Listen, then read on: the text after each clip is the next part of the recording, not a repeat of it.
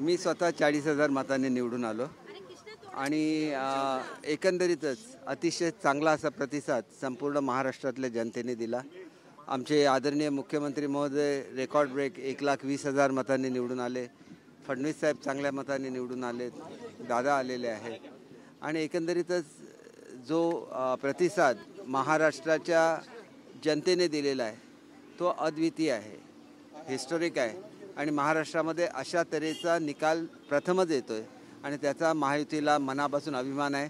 मी माझ्या मतदारसंघामध्ये विजयी झाल्यानंतर आपलं सर्टिफिकेट घ्यायला लागतं, ते घेतल्यानंतर लगेच आलो आहे आणि आदरणीय फडणवीस साहेबांचं अभिनंदन केलं आणि आता मी ठाण्याला जातो आहे आदरणीय मुख्यमंत्री महोदयांचं अभिनंदन करण्यासाठी आणि दादांना सुद्धा भेटणार आहे, त्यांचं सुद्धा अभिनंदन केलं पाहिजे कारण तिघांच्या नेतृत्वाखाली ही लढाई लढली महायुती आणि एक चांगलं असं यश मिळालेलं आहे.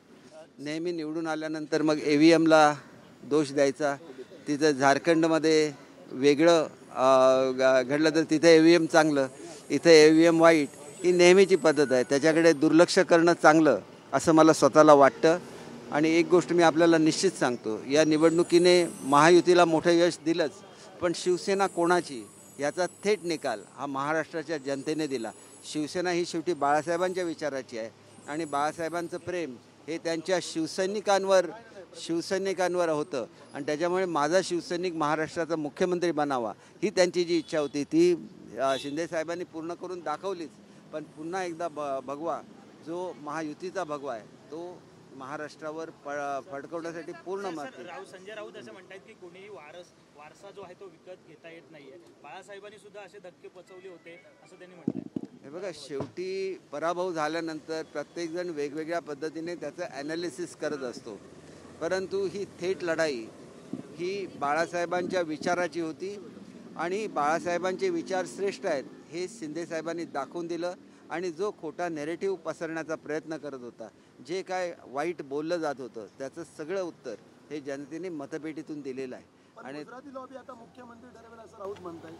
राऊत जे बोलतात याच्यामध्ये खूप मोठं तथ्य असतं असं बिलकुल नाही. एक काहीतरी चुकीचं बोलत राहायचं, सातत्याने बोलत राहायचं आणि लोकांची दिशाभूल करायची.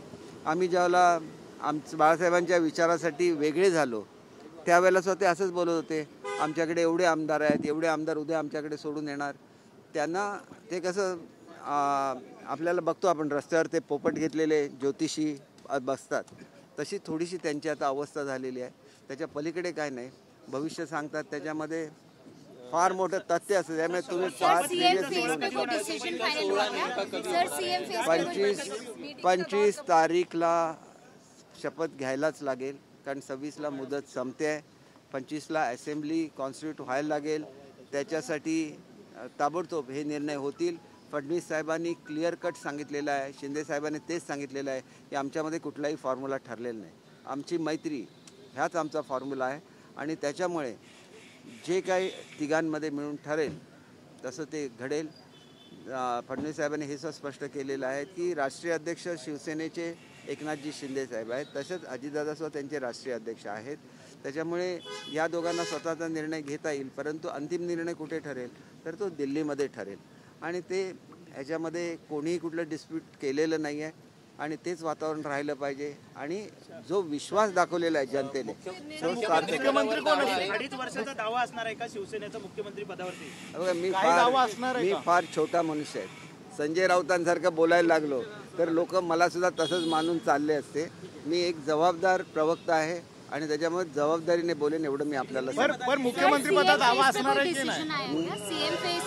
देखिए, मैं आपको एक चीज़ बोलता हूँ कि ये जो इलेक्शन है वो एकनाथ शिंदे जी के नेतृत्व में हुआ था और एक बहुत अच्छा रिजल्ट आया है. तो हम लोग ऐसे शिवसेना की तरफ से तो हम हमेशा सोचते हैं कि उनको पहला क्लेम देना चाहिए और जितना हम लोग शिंदे साहब को प्यार करते हैं उतना ही प्यार और विश्वास हमें फडणवीस साहब के बारे में है.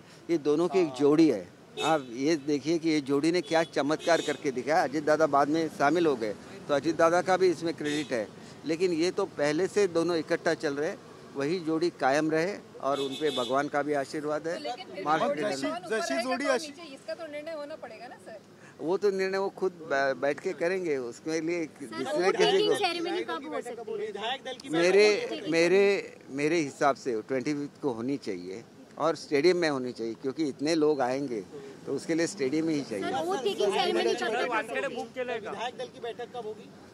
विधायक दल की बैठक, हमारी तो विधायक दल की बैठक आज शाम को है। भाई वानखेडे स्टेडियम बुक केलंय, वानखेडे बुक केलंय का असं चर्चा आहे वानखेडेवर शिवाजी पार्क में तेवढा मोठा शिवाजी पार्क में होगा आपका शपथविधी।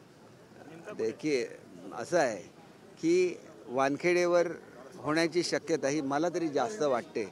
हां, त्याच्यामुळे शिवाजी पार्कच्या संदर्भात त्या ठिकाणी मैदान मिळवताना काही तांत्रिक अडचणी असतात, त्याच्यामुळे या स्टेजला त्या सगळ्या दूर करून तिथं घेणं याच्यासाठी वेळ।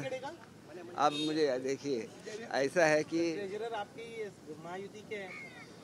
देखिए जो भी स्टेडियम लगेगा हर जगह पे महायुति की ही सत्ता है, तो कोई भी प्रॉब्लम नहीं आएगा।